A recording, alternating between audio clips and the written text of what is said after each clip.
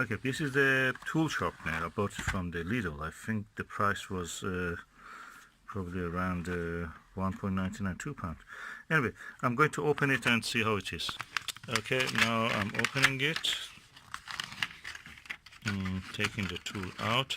The best tool, to my experience, is the tool that you can carry with you and is always with you. So this is the good tool I can carry with me. It's beautiful, it's handy, it's like a pen. It has something that you can put in your pocket, attach it like that, and does the job hopefully.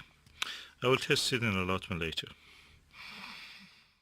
The way the tip of it looks, very quite with a lot of little bits on it, sharp bits. Probably these are the abrasive, and that's what they will do. They will abrade the metal, steel, iron, anything that needs sharpening. Handy tool for allotment to remove the rust even.